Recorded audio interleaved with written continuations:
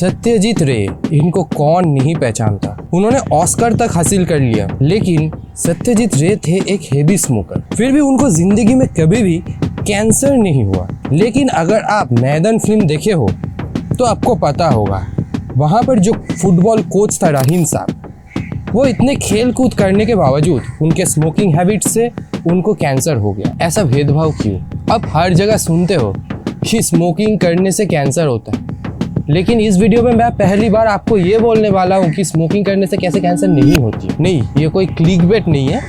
Video को पूरा देखने के बाद आपको समझ आ जाएगा कि मैं बोलना क्या चाहता हूँ, और थंबनेल पे भी जो लिखा है वो क्यों लिखा है वो भी पता चल जाएगा। देखिए, स्मोकिंग के साथ कैंसर का रिलेशन कुछ लॉटरी की तरह है, लेकिन फ़र्क सिर्फ इतना ही है, वहाँ पर अगर आप लॉटरी जीत जाते हो तो आप माला माल हो जाते हो, लेकिन यहाँ आपकी लॉटरी लग गई मतलब सीधा ऊपर का टिकट। आप रास्ते पे या आपके आजू बाजू में ऐसे बहुत सारे लोगों को देखोगे जो लोग स्मोकिंग करते हैं, फिर भी उनको कभी भी कैंसर नहीं होता। देखा जाए तो ज़्यादातर लोगों को कैंसर होता ही नहीं है। उसी जगह अब देखोगे बहुत सारे ऐसे लोग हैं जो ज़िंदगी में कभी भी स्मोकिंग तो छोड़ो, कोई भी तंबाकू प्रोडक्ट कभी भी कंज्यूम तक नहीं किया, फिर भी उनको लंग्स कैंसर या फिर मुंह में कैंसर हो जा रहा है। इसका जो काउंटिंग है वो रिसेंटली और भी ज़्यादा बढ़ रहा है। तो ये पूरा मामला है क्या, ये आज के वीडियो में हम लोग समझेंगे। उसके साथ ही मैं आज बोलने वाला हूँ कि स्मोकिंग करते हुए भी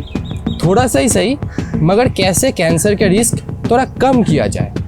तो चलिए स्ट्रेट टू द पॉइंट जाते हैं।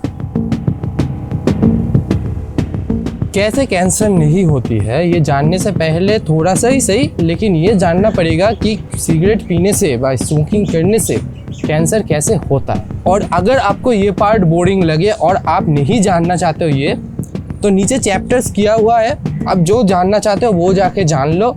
वीडियो आप आपके तरीके से खुद से स्किप कर सकते हो। ज़्यादा मेडिकल टर्म में हम लोग नहीं जाएंगे, मोटा मोटा जान लेंगे कि कैंसर कैसी होती है। ये स्मोकिंग जो लोग करते हैं, स्मोकिंग के साथ ही वो लोग बहुत तरह के गैस या फिर केमिकल्स अपने शरीर में कंज्यूम करते हैं, जैसे कि फॉर्मल्डिहाइड, बेंजीन वगैरह वगैरह। तो ये जो केमिकल्स आपके शरीर के अंदर जाता है, ये दो प्रकार से आपके शरीर में कैंसर पैदा कर सकता है। पहला, ये आपकी इम्यून सिस्टम को कमज़ोर बना देता है, जिससे आपका शरीर कैंसर सेल्स को रोक नहीं पाता है। दूसरा, ये केमिकल सेल डीएनए को बदल देते हैं, जिनसे सेल्स एबनॉर्मल तरीके से डुप्लीकेट करना चालू कर देता है, जो कि कैंसर का कारण बन सकता है। अभी वीडियो में मैं जो समझाया उससे तो यही पता चलता है कि स्मोकिंग करने से कैंसर होगा ही, लेकिन फिर भी कुछ इंसानों को स्मोकिंग करने से भी कैंसर नहीं होती है। ऐसा क्यों? स्मोकिंग करने के बाद हर बार अब जब स्मोक करोगे उसके बाद ही आपके शरीर में डीएनए डैमेज तो होगा ही होगा,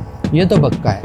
लेकिन कुछ इंसानों में ऐसी एक एक्सेप्शनल क्षमता होती है जिससे उन लोगों का बार बार ये डीएनए डैमेज और रिपेयर ये होने से एक एक्सेप्शनल डीएनए रिपेयर मैकेनिज्म पैदा हो जाती है, जिससे कि जब भी उनका डीएनए डैमेज हो जाती है तुरंत वो डीएनए रिपेयर होना भी चालू हो जाता है। लेकिन ध्यान रखने वाली बात है कि ये बहुत ही एक्सेप्शनल केसेस में होता है। लेकिन और एक बात आप गौर कीजिएगा कि स्मोकिंग करने से कैंसर होगा ये कोई ज़रूरी बात नहीं है, लेकिन स्मोकिंग करने से कुछ ना कुछ नेगेटिव इफेक्ट आपके शरीर में ज़रूर से होगा ही, जैसे कि खांसी या फिर शॉर्ट ब्रीदिंग या फिर हार्ट ब्लॉकेज वगैरह वगैरह। तो वही पहले मैं जो बोल रहा था कि लॉटरी की तरह है, स्मोकिंग से आपका कैंसर हो भी सकता है और नहीं हो भी सकता है। लेकिन आप बहुत लोगों से ये सुनेंगे कि स्मोकिंग छोड़ देने से कैंसर रिस्क खत्म हो जाता है। क्या ये सही बात है कि आप अचानक से एक दिन स्मोकिंग छोड़ दोगे तो आपको कैंसर नहीं होगा? ये जो आपने इतने सालों तक स्मोकिंग किए हो तो उनका जो डैमेज हुआ है उससे कुछ ना कुछ तो इफेक्ट पड़ेगा ही। इसीलिए डॉक्टर्स ये कहते हैं जितना जल्दी आप स्मोकिंग छोड़ोगे उतना कैंसर का चांस कम होगा, ख़त्म हो जाएगा, ये कहीं भी लिखा हुआ नहीं है। अगर आप स्मोकिंग छोड़ देते हो तो 10 साल के अंदर अंदर आपका लंग्स कैंसर होने का जो चांस है वो 30 से 50% तक कम हो जाता है, और जो मुंह में या फिर इसोफेगस में कैंसर होने का चांस रहता है वो 5% तक कम हो जाता है। लेकिन एक चीज़ आपको ध्यान रखना पड़ेगा, ये अचानक से स्मोकिंग छोड़ देने से अगर आप सोचते हो कि आपका कैंसर होगा ही नहीं तो आप एक बहुत बड़ी गलती कर रहे हो। स्मोकिंग छोड़ने के बारे में सोच ही रहे थे तभी नॉन स्मोकर्स को भी लंग कैंसर होते हैं, ये सुन के आप डिमोटिवेट हो गए। खैर, ये स्मोकिंग छोड़ना या ना छोड़ना ये पूरा आपके ऊपर ही है।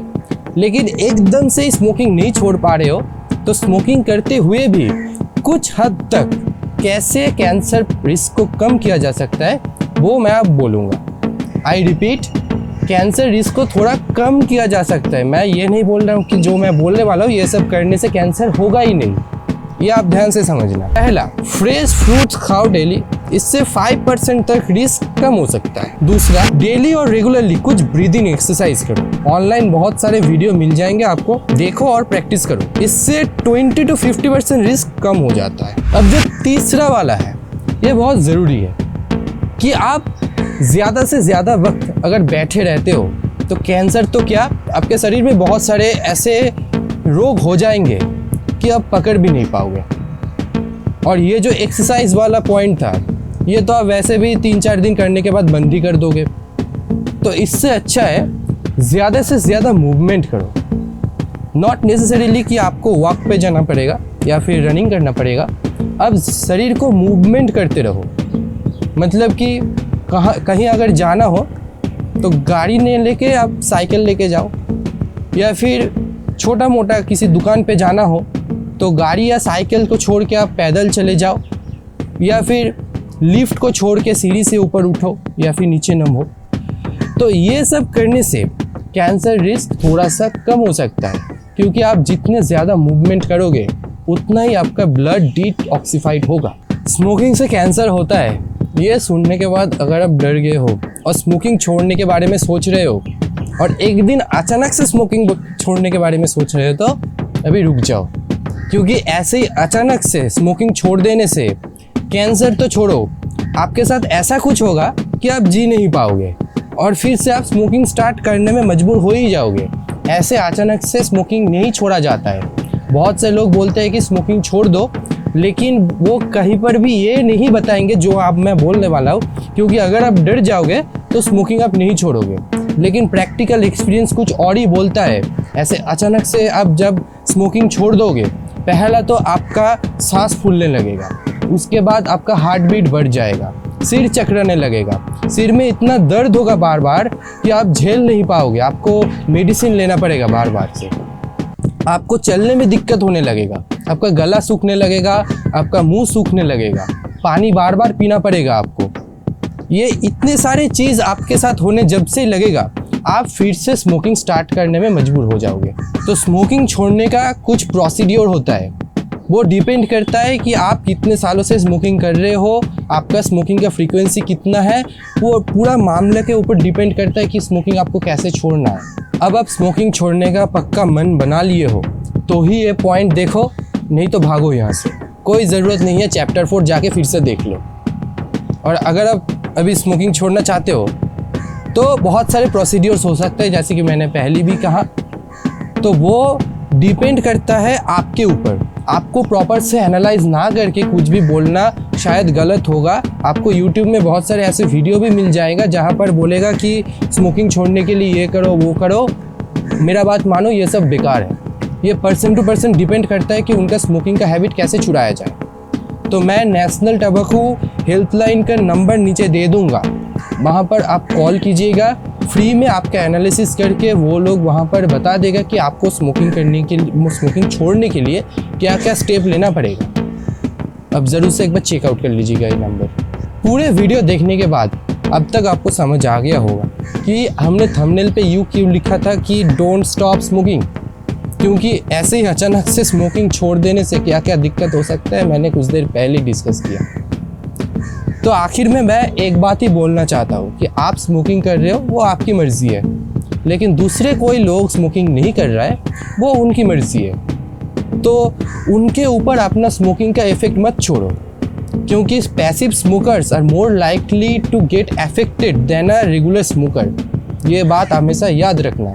तो पब्लिक प्लेसेस में स्मोकिंग मत करो तो ही बेहतर है। और भी हॉस्पिटल या फिर बैंक या फिर रेल, इन सब जगह तो वैसे भी स्मोकिंग नॉट अलाउड है। तो ये सब बात ध्यान में रखो। मैं मिलता हूँ आपसे अगले वीडियो पे। जय हिंद।